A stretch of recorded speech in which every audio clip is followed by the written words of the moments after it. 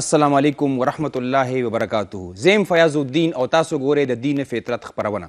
ګرانو کتونکو، زموږ په ټولنه کې د مختلفو ټکو استعمال کیږي یا د مختلفو اصطلاحاتو استعمال کیږي. باید چې په دغه ټکو او په دغه اصطلاحاتو باندې مونږه ځان پوه کړو. مثال په تور باندې یو لفظ استعمالیږي شعور، او بیا دویمه اصطلاح استعمالیږي مذهبي شعور. نو شعور څه ته وایي؟ یاد لرئ چې کله انسان یو نقطه نظر لري، یو نظریه لري، یو سوچ، یو خیال لري، او دغه خیال دغه نقطه نظر دی د خپل عمل برخه وګرځي، نو موږ به ووایو چې دا باشعوره دی. بیا مذهبي شعور دی ته وایي چې مذهب زموږ نه کومې تقاضې کوي، مذهب زموږ نه کومې مطالبې کوي چې موږ نه غواړي څه، نو دغه مطالبې موږ د خپل فکر برخه وګرځوله او بیا موږ د خپل عمل برخه وګرځوله، نو موږ به ووایو، موږ دا ویلی شو چې دې سړي کې مذهبي شعور شته. مثال په طور باندې اسلام، دین اسلام موږ دا مطالبه کوي تاسو خپل تطهیر وکړئ، د عقیدې پاکیزګي، د خیال، د سوچ، د فکر، د بدن، د خپل ماحول د دې خیال وساتئ. نو دا نظریه زمونږ دا سوچ او فکر زمونږ دی، خو دا سوچ او دا فکر د خپل عمل برخه ګرځول موږ به دا ووایو چې دا مذهبي شعور دی. مثال په طور باندې موږ دا اینو او موږ دا وایو زموږ د ایمان دی. رسول الله صلی الله علیه وسلم فرمایي چې دا پاکیزګي، دا طهارت د ایمان برخه ده. اوس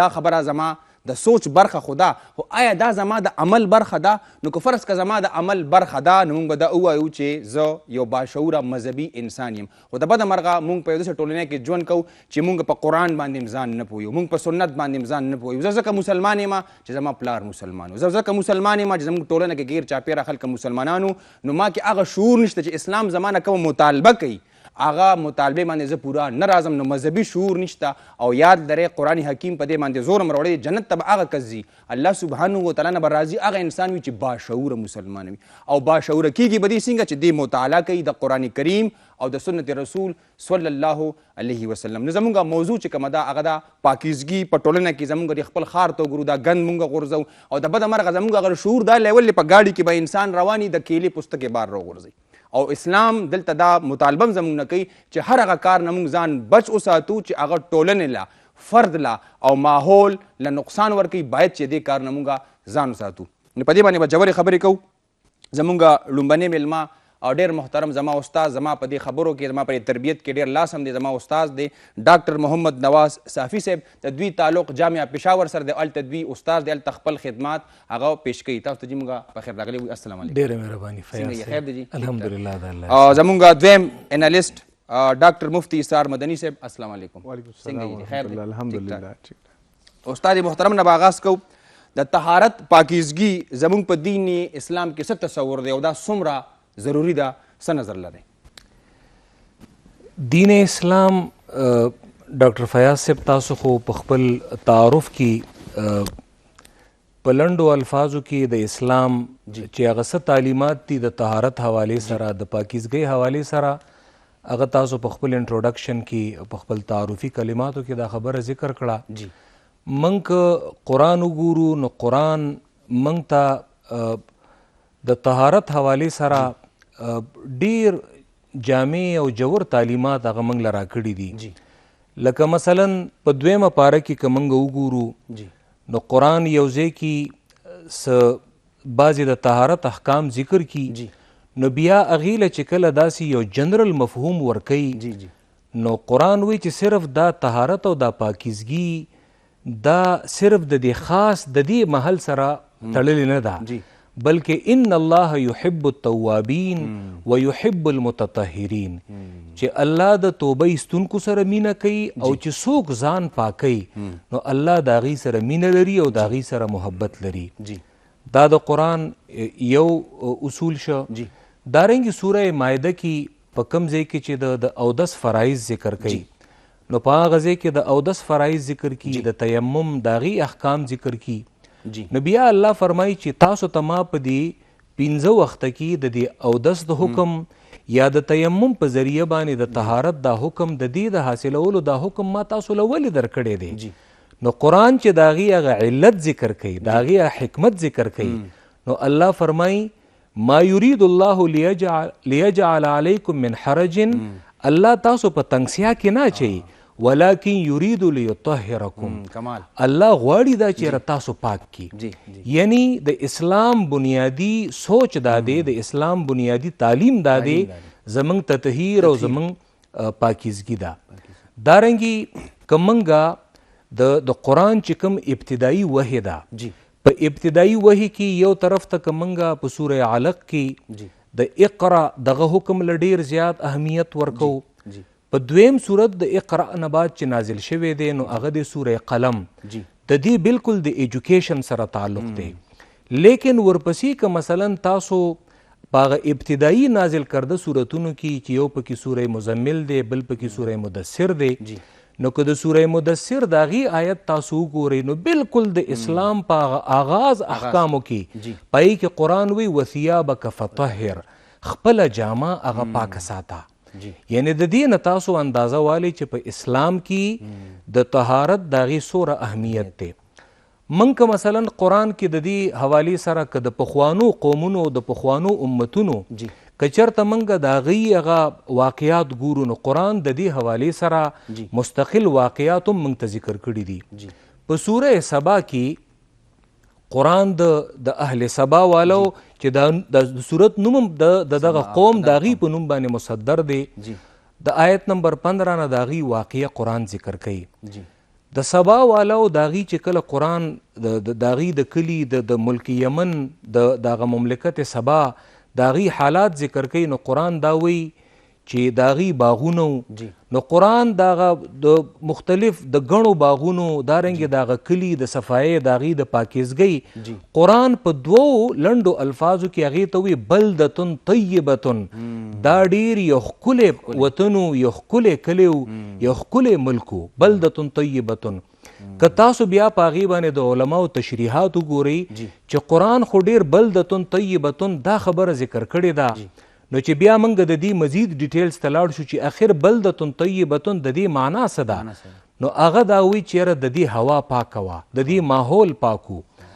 کله چې په یو ځای کې په یو ملک کې هوا پاکه وي، په هغه ځای کې ګندګي نه، نو په هغه ځای کې حشرات نه، په هغه ځای کې تر دې پورې چې مفسرین دا ذکر بیماری پکې نه وي، تر دې پورې چې مفسرین دا اول صرف د قرآن په رڼا کې دا خبره کوم، مفسرین دا ذکر کوي چې په هغه ځای کې چونکې هغه ماحول دوره پاکو چې په هغه ځای کې دا چې څومره زمونږ ماحول خرابولو والا یا مثلا په هغه ځای کې لکه مچ نه و، په هغه ځای کې ماشې نه و، په هغه ځای کې داسې حشرات نه و چې هغه انسانانو له تکلیف ورکوي او هغوی له ضرر ورکوي، او چې ماحول دوست نه دي او بهرحال انسانان ته په تکلیف کې دي. نو د دې نه قرآن دا وایي چې دا بلدتن طیبتن دا یو صفا او یو پاکیزه هغه کلی وطن و. بل طرف ته که موږ مثلا حدیث ته راشو نو په حدیث کې په اسلام کې د طهارت د هغې هغه څنګه چې تاسو هغه حدیث هم ویلی چې صفایي نصف ایمان دی، الطهور شطر الایمان. زه د یو بل حدیث حواله ورکوم چې د بخاري روایت دی او د مسلم روایت دی چې پای کې د الله پیغمبر فرمایي چې دا ایمان دا څه د پاسه اویا څانګې د دی، د ټولو نه افضله څانګه څه ده هغه لا اله الا الله ده، او د دې د ټولو نه ادنا څانګه څه ده وادناها اماطة الاذى عن الطریق، د لارې نه هغه ضرري شی هغه لرې کول. نو آیا ته چې مثلا په دې معاشره کې ته ګندګي پھیلاوې یا لکه تاسو وویلې چې د ګاډي نه موږ د کیلي پوستکي هغه وغورځوو، دارنګې چې دا څیزونه یا د خپل کور هغه ګند هغه موږ د پردي کور مخې ته هغه غورځوو او دا لارې موږ د دې ګندونو نه ډکوو. نو په حدیث کې دې ته د ایمان څانګه ویلې شوې ده. که دا چېرته یو مستحب عمل وی، دا چېرته یو نفلي عبادت وی، نو دې ته به چرې د ایمان برخه هغه نه وي. او ایمان زموږ په نسبت باندې دا یو واجب څیز دی، دا یو فرض څیز دی. د دې وجې نه د ماحول صفا ساتل، د دې وجې نه د ارد گرد دارنګې د خپل ځان صفایي دا د اسلام تقاضا ده او دا د ایمان هم تقاضا ده. ٹھیک، ډېر ښه.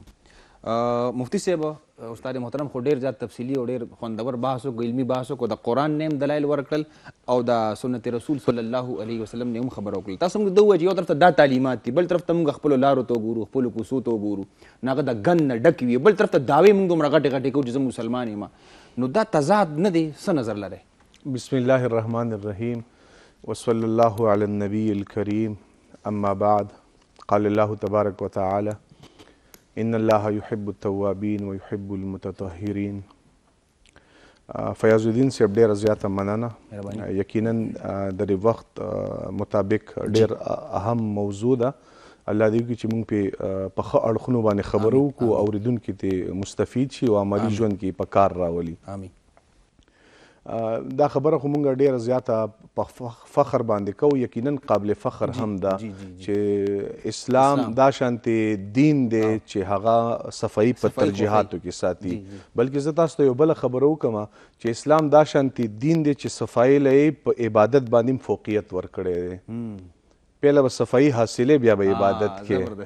مونځ د صفایي نه بغیر نه کېږي، یعنی د عبادت نه یې وړاندې صفایي ساتلې ده. خو بدقسمتي دا ده چې مسلمان د دې دور مسلمان د دې سره دا ګندګي لازم ملزوم شوله چې د اسلام سره صفایي لازم ملزوم ده، د دې دور د مسلمان سره ګندګي لازم ملزوم ده. څه محققین علما لیکي چې په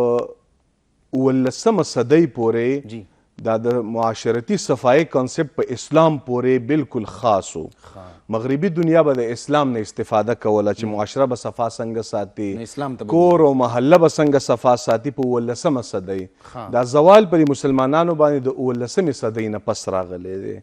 ګوره رسول الله صلی الله علیه وسلم چې کله د مکې نه مدینې ته هجرت وکړو نو د یو نوي ریاست آغاز و، یو نوی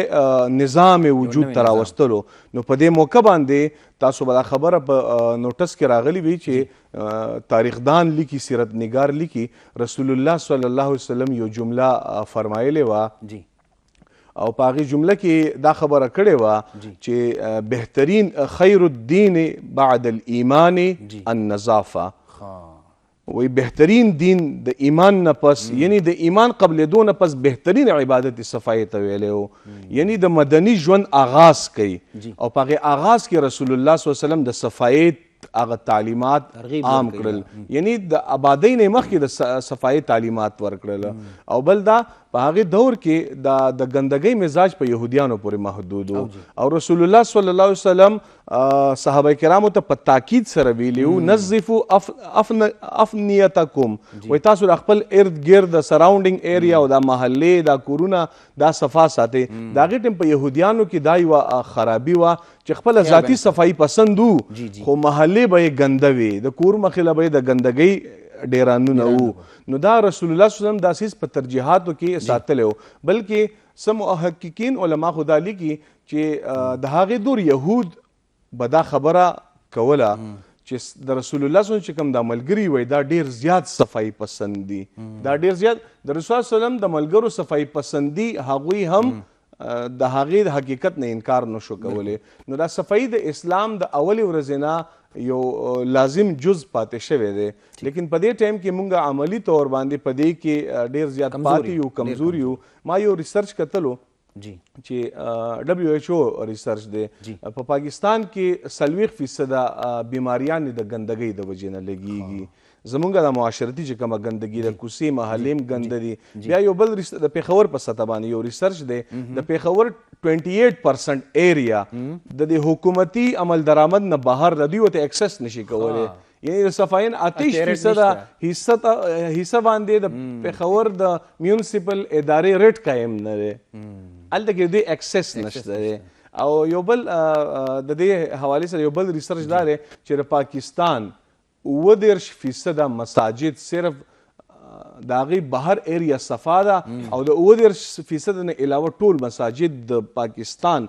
بهر منظر ټول ګنده وي. یعنی هغه جومات چې د کوم نه د صفایي پیغام عام کیږي په منبر باندې د صفایي تاکیدات بیانېدل پکار دي. یعنی په منبر باندې د هغې نه دا آیت لوستلی کیږي ان الله یحب المتطهرین، د هغې نه دا یو حدیث لوستلی کیږي چې نظافت او صفایي د ایمان حصه ده، ایمان دی. او د لارې نه ګندګي اوچتول دا نیکي ده، دا صدقه ده. ګوره اسلام دومره ښایسته دین دی چې د لارې نه ګند اوچتولو ته هم صدقه ویلي دي. نو دلته که موږ وګورو ځینې علاقې د کتو نه وي چې سړی هلته لاړ شي نو بالکل طبیعت یې خرابېږي او حال دا دی چې اکثریت د دې اوسېدونکي هغه مسلمانان دي نو دا طهارت ولې نه حاصلېږي؟ فیاض صاحب داسې ده د دې مسلمانانو که صحیح دی ته وینا وکړی شي که د دې صحیح تربیت وکړی شي نو څنګه چې دا مسلمانان هغه کم چې د په مال کې فرض زکات دی څنګه چې لکه ډیر مسلمانان او د معاشري اکثره طبقه د زکات حوالې سره باقاعده زکات ورکوي حساس دي د هغې باره کې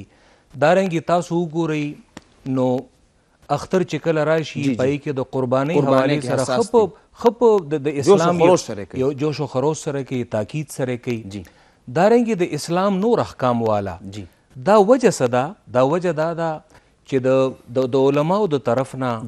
د معاشري د طبقاتو د طرف نه د دې تربیت کړی شوی دی نو دغه مسلمانان د اسلام په هغه احکامو باندې عمل کوي که چېرته مسلمانانو ته تاسو د دې بعضې داسې موضوعاتو که د دې په اهمیت باندې تاسو پوهه کوي د دې په حساسیت باندې تاسو پوهه کوي انسان د خپل خیر حریص دی دی چیرې د هغه خبرې نه انکار نه کوي په دې باندې ټول مسلمانان بلکې ټول انسانان په دې پوهه دي ټول مسلمانان په دې پوهه دي هر یو سړی هغه د خپل د ځان د صفایۍ هغې کوشش کوي دارنګې که چېرته مثلا د کوشش نه کولې نو ده به د خپل کور نه ګند بهر نه رایستې خو بیا د کور نه بهر ګند راویستو کی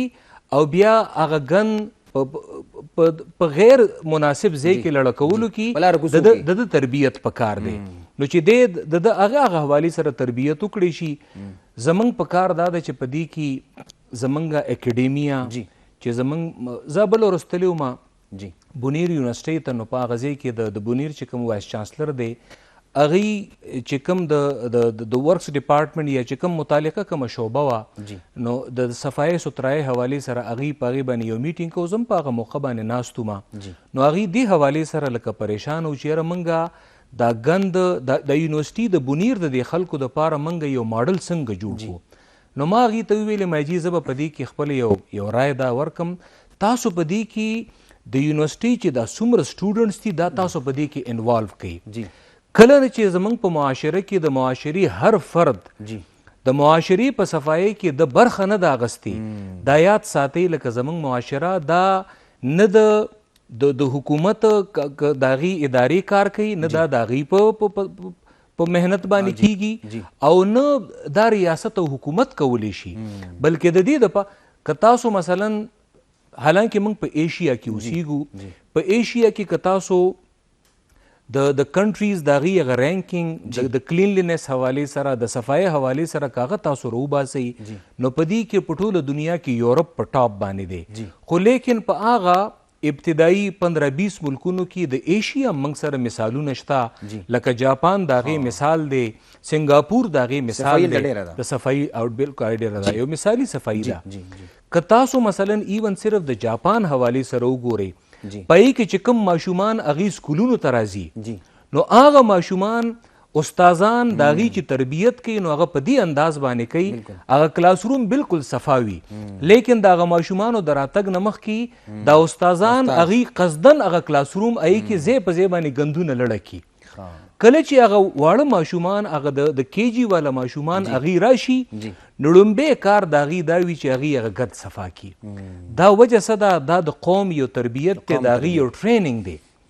نو هر کله چې موږ تر څو پورې د قوم په دې انداز باندې تربیت نه کړی چې یو دکاندار د هغه د دکان مخه دا موږ د هغه ذمهداري نه ده ګرځولې د یو کور والا موږ د هغې د کور د مخې ته د هغې صفایي موږ ذمهداري نه ده ګرځولې دارنګې د یو استاز موږ د هغه د دفتر دارنګې د هغه د دفتر مخې ته دا موږ د هغه ذمهداري نه ده ګرځولې دارنګې ډپارټمنټ یونیورسټي سکول مدرسه جومات دا هر څه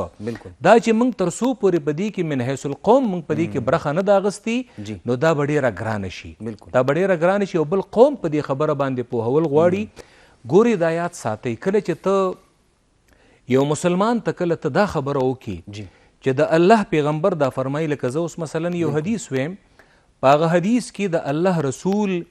دې ته د لعنت کار ویلی دی. د ابو هریره رضی الله تعالی عنہ روایت دی، نبی علیه الصلاۃ والسلام فرمایي چې تاسو د دوو لعنتي کارونو تاسو ځان وساتئ. صحابه کرام تپوس کې ای د الله پیغمبره هغه دوه د لعنت کارونه کم یو دي؟ حالانکه د لعنت که ته په معاشره کې یو چاته دا ووایي چې یاره په تا د الله لعنت وي، جنگ د سره کوي، جګړه د سره کوي، نو هغه دوه د لعنت کارونه کم یو دي؟ نبی علیه الصلاۃ والسلام فرمایي چې یو سړی هغه د خلکو په لاره کې بولو براس کوي، قضای حاجت کوي، او یا چې د خلکو کم د ناستې او د دمې ځای دی او د سوري ځای دی، که دی په هغه ځای کې ګندګي خورئ نو دا د لعنت کار دی. خدارنګ د ابو داود په روایت کې دا راځي، پای کې 3 کارونه هغې ته د لعنت کارونه ویلې شوي دي. اتقوا الملاعن الثلاث، دا 3 د لعنت کارونه د دې نه ځان وساتئ. یو د هغې نه څه دی چې کم سړی هغه د پاکو اوبو د هغې هغه ګذرګاه ته خپل ګټر دارنګې خپله ګندګي هغې ته وباسي. دارنګې کم سړی چې هغه د خلکو لاره پای کې ګندګي خورئ، او چې کم د خلکو د ناستې ولاړې ځای دی، د سوري دی،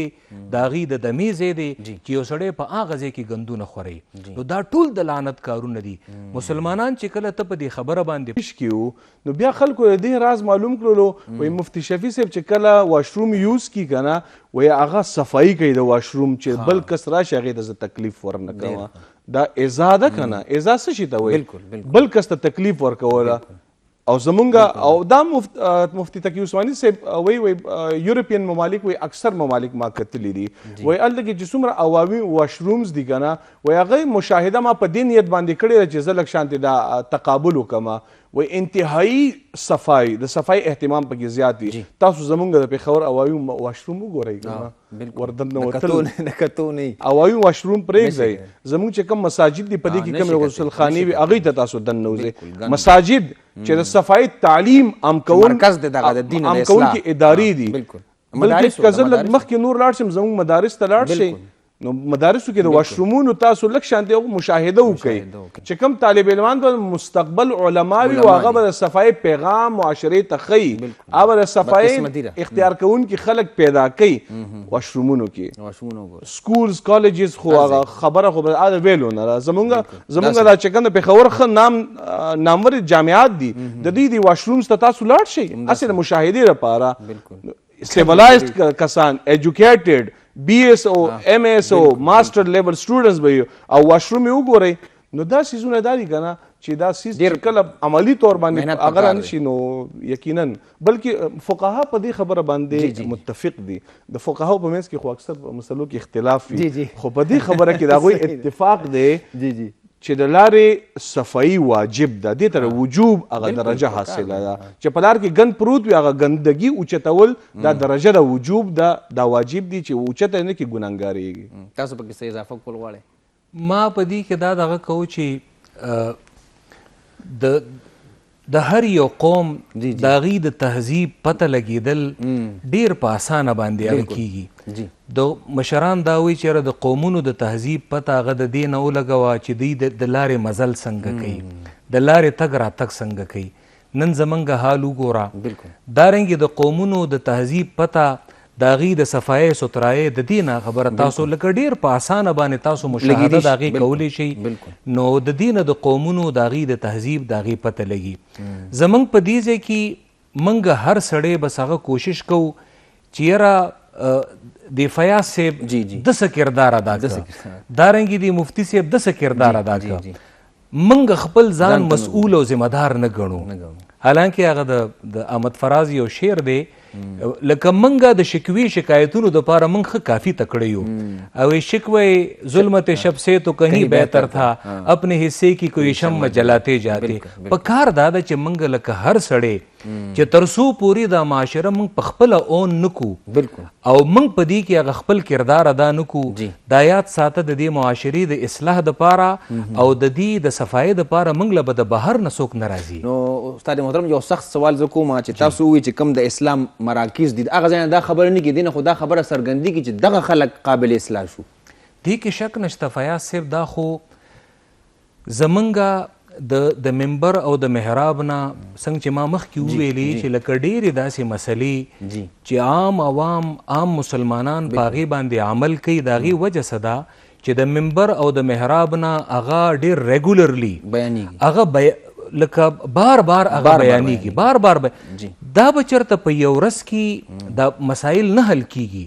خو که موږ داسې وکړو چې بار بار د قوم ته بار بار د مسلمانانو ته د هر منبر او د هر محراب نه چې ته کله مسلمانانو ته د دې خبرې انسان سره مثلا د یو عالم سره د منبر او د محراب سره وابسته یو کس سره د هغه سره نور څه ټول دی هغه سره خو مثلا څه چوکه نشته د هغه سره څه داسې اختیارات نشته انسان سره هم دا ژبه ده او په دې ژبه باندې انسان د بل اصلاح کولی شي دا ګوره د آیات ساتئ قرآن موږ ته په سوره مائده کې په یو ځای کې د ښکاري سپي او دارنګې د ښکاري مارغه د هغه موږ ته د هغې د ښکار حکم ذکر کړی دی قرآن په هغه ځای کې دا وایي چې کله ته د ښکاري سپي له او د ښکاري مارغه له ته دې له تعلیم ورکړي نو هغې خپل خوی هغه پرېږدي نو دې وجې نه علما هغې یو قول هغه کوټ کوي الطیر والکلب یخالف طبعه بالتعلیم هغه ښکاري مارغه او ښکاري سپی هغې هغه خپل فطرت او طبیعت د تعلیم د وجې نه پرېږدي هر کله چې یو انسان هغه له الله عقل ورکړی دی د اشرف المخلوقات دی ته که دله تعلیم ورکې دی به خپل فطرت ولې نه پرېږدي خو افسوس دا دی چې هغه ده د دې نه مخکې مثلا موږ چې خپل منځ کې لکه هغه گفتگو کوله اصل کې د هغې وجه دا ده قرآن منګه د دې هغه منګه د 1400 کاله مخکې دا کتاب منګه د هغه زمانې سره تړلی دی کاش که منګه قرآن هدایت ته ناخلو کاش که منګه د قرآن چې کوم هغه اپلیکیشن دی د دې اطلاق او تطبیق دی ټایملیس دی که دا منګه چېرته په دې معاشره باندې کړی وی نو دا یاد ساتئ مسلمانان هر سړی هغه د خپل خیر د هغې طلبګار دی خو د مسلمانانو د هغې تربیت پکار دی د هغې تعلیم پکار دی چې د دې مسلې په حساسیت باندې ته پوهه کړي نو کم از کم چې ته هغې ته صرف دا خبره مو کړي چېرې ته ګند مه پاکوه خو کم از کم په دې سوسایټي کې او په دې معاشره کې مزید ګند ته مه جوړوه او ګند مه خوروه نو حقیقت دا دی چېرې زموږ دا سوسایټي زموږ دا ملک په ډېرو په کمه موده کې به تاسو ته د دې واضحه یو چینج به تاسو ته ښکاري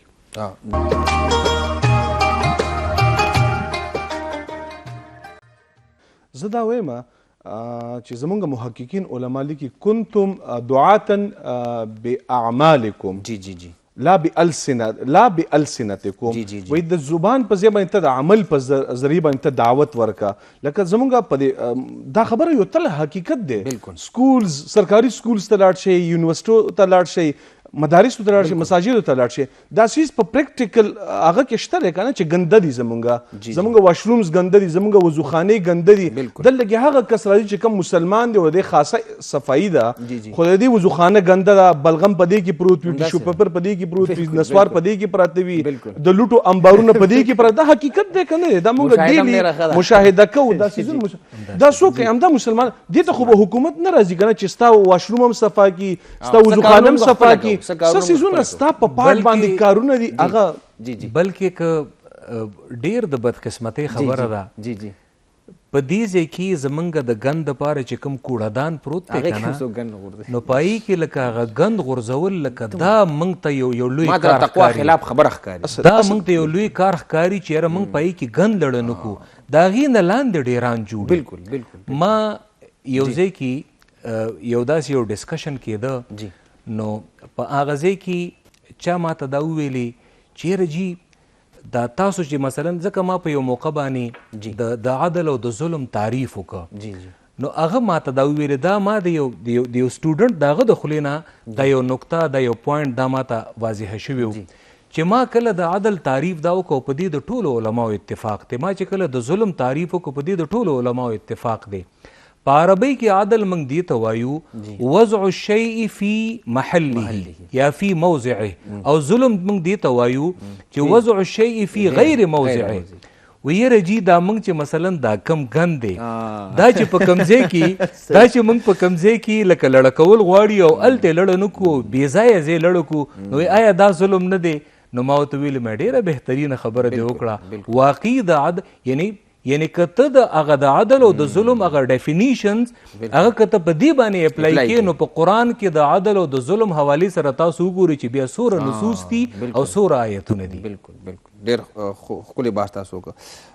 همدې کې تاسو نه به زه دا پوښتنه کومه زمونږ په ټولنه کې دلته کانفرنسز کیږي، مثال په تور باندې ختم نبوت کانفرنس ته ډېره ښه خبره ده یا داسې د اکابر زموږ چې کوم اکابرین علما دي د هغوی په نوم باندې کیږي. تاسو نه لګی چې موجوده دور کې د صفای مهم یو کانفرنس پکار دی چې ټول موږ راجمع شو او دې باره کې موږ حساس شو؟ فیاض صاحب دې کې شک نشته، یوازې دا نه ده بلکې که د یو معیاري ژوند که دا موږ اختیارول غواړو دا ژوند موږ په دې ګندګۍ کې هم تیرو، خو لیکن په کار دا ده چې موږ دا خپل ژوند دا یو سټینډرډ ته راولو. ځکه وجه دا ده که تاسو وګورئ نو ایوریج لایف څومره دی، که تاسو په هر یو ملک کې په دنیا کې هغه لایف ایکسپیکټنسي وګورئ نو په ډېرو ملکونو کې که تاسو هلته ایوریج لایف وګورئ نو په هغه ځای کې 80 سال 85 سال 90 سال 100 سال ته خلک رسیږي. په هغه لایف کې یو فیکٹر ظاهري سبب چې دی نو هغه دا هم دی چې د هغه خلکو هغه ژوند هغه لایف هغه معیاري لایف دی او هغې د حفظان صحت چې څومره اصول دي د هایجین چې څومره اصول دي د هغې مطابق هغې ژوند تیروي. صرف هره خبره د دې سره هم نه دي تړل پکار چیرې ټیک ته لکه زما تقدیر دارنګې زما چې کوم هغه چې څه زما مقرره ده هغه خو لیکن دنیا کې خو به ته اسباب اختیارې. نو اوس مثلا منګه ولې صفا وبسکو ځکه وجه دا ده چیرې دا زما د صحت دپاره ضروري ده، دارنګې زما دپاره صفا هوا ولې پکار ده ځکه وجه دا زما د صحت دپاره ضروري ده. نو داسې موضوعات د کانفرنسونو په شکل کې د ورکشاپس په شکل کې دارنګې د ممبر او د محراب نه په دې باندې به مستقل تحریرات لیکل پکار دي. څنګه چې ما تاسو ته د دې نه مخکې وویلې چې اوس ما په خپل یو سټوډنټ باندې باقاعده په دې حوالې سره زه په هغې باندې ریسرچ دا کوم چې په ایشیا کې پاکستان هم دی، په ایشیا کې جاپان هم دی،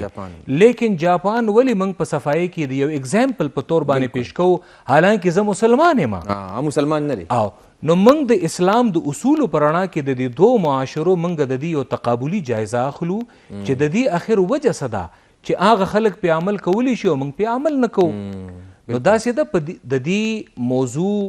د دې موږ د خلکو کې ادراک پیدا کولو دپاره د خلکو د پویولو دپاره خلک یې لایټ غونډه کې لایټ یې اخلي او د هغې وجه څه ده د هغې وجه دا ده چې دا څیز موږ داسې هغه د استحباب او د نفل په درجه کې اچولی دی. موږ که چېرته دا ووایو چېرې دا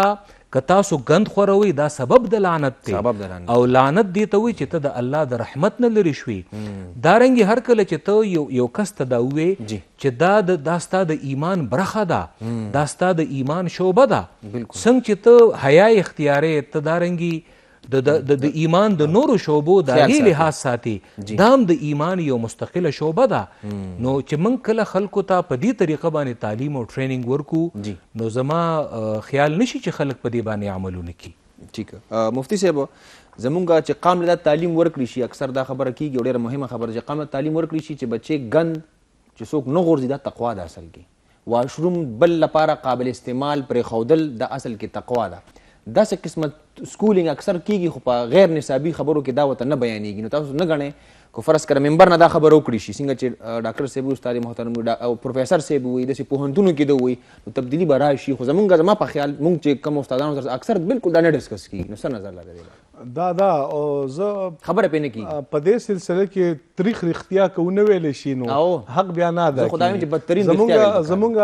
دې ټایم کې المیه دا ده چې دا تقوا پرهیزګاري موږ په یو مخصوص شی پورې محدود کړي، یو هیئت ته یو مخصوص لباس ته تقوا ووایو. که چېرته کې د رسول الله صلی الله علیه وسلم عملی ژوند اختیار نه کړی شي یا د هغې تعلیمات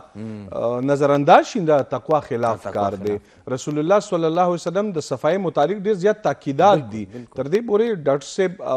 بارها احادیث دلته کې کوټ کړل چې دا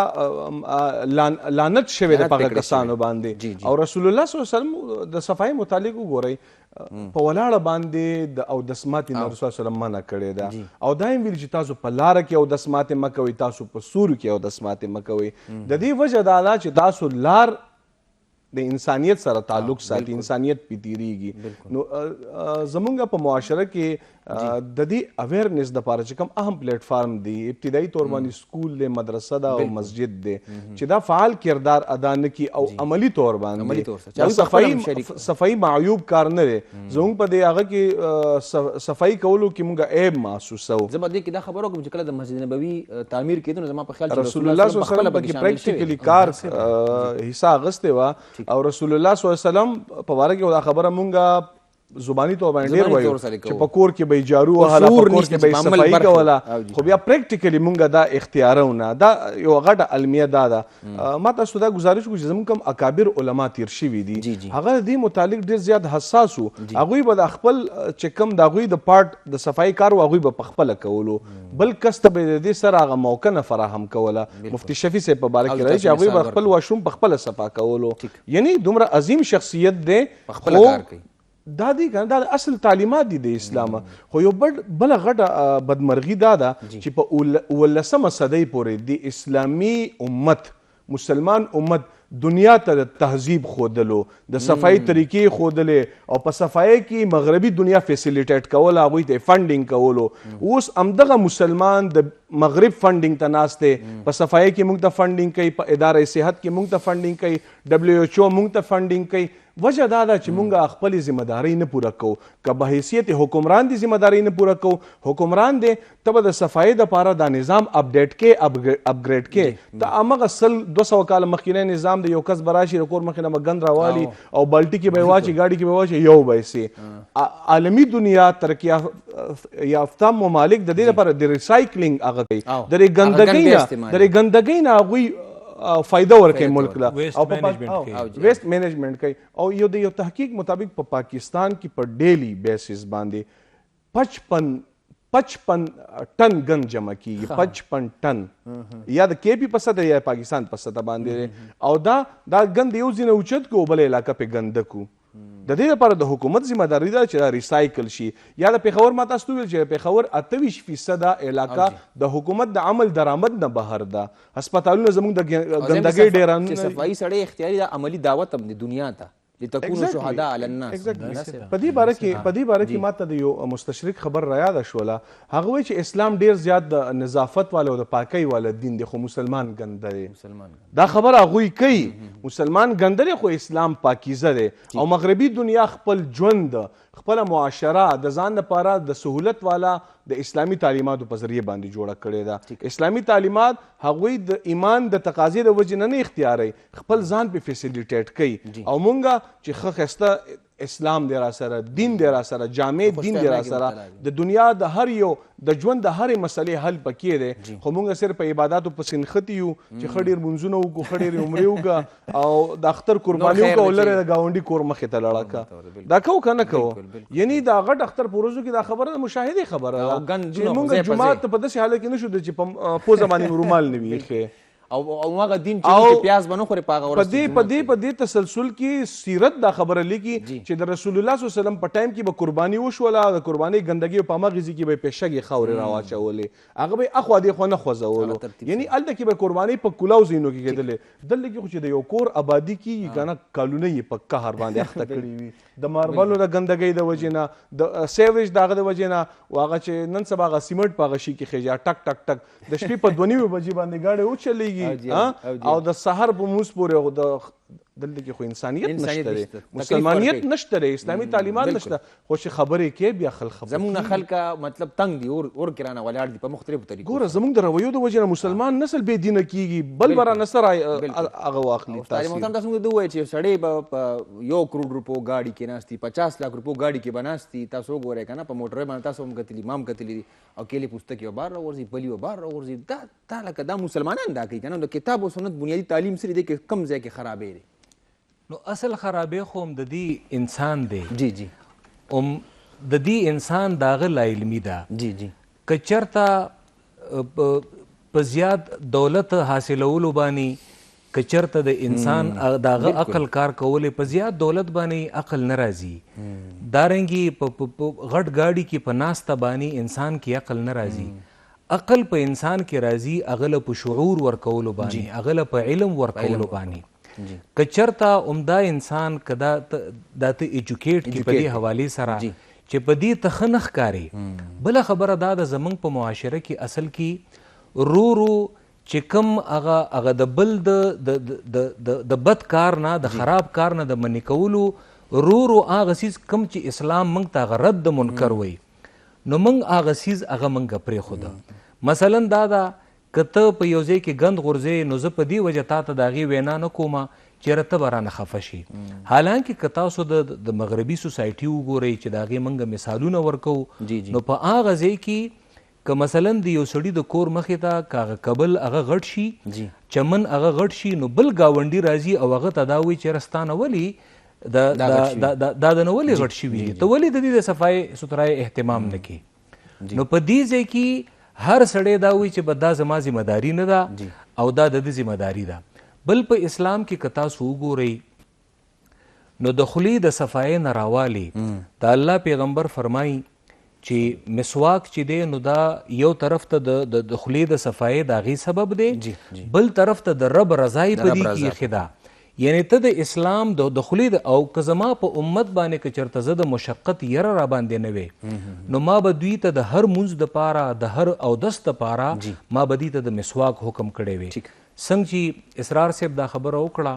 چې د الله پیغمبر چې مثلا یو سړی هغه ته به په یو ځای کې یو تکلیف و نو په حدیث کې دا راځي که یو سړی کچا پیاز وخوري که یو سړی کچا اوږه وخوري نو په حدیث کې دا راځي چې فلا یقربن مصلانا مسجدنا زموږ جومات ته دې نږدې کېږي په دې حال کې چې هغه ځکه وجه دا ده چې د هغې د وجې نه خلکو ته تکلیف میلاوي بیا لارې بندول بیا ګند غورځول او دا صرف یوازې د جومات دپاره نه بلکې د دې اطلاق په ټولو اجتماعاتو باندې کېږي. دارنګې په حدیث کې دا راځي اسلام د صفایۍ د څیزونو ته دې ته د فطرت احکام ویلي دي. 10 من الفطره د انسان چې د بدن څوره صفایي ده انسان چې خپله صفایي سترایي کې دې ته د فطرت احکام ویلي دي. مطلب دا دی چې ته کومه دا صفایي سترایي کې دا د انساني فطرت سره مطابق څیز دی او دا که چېرته موږ ګندګي خورو دا د انساني فطرت نه بالکل خلاف کار دی.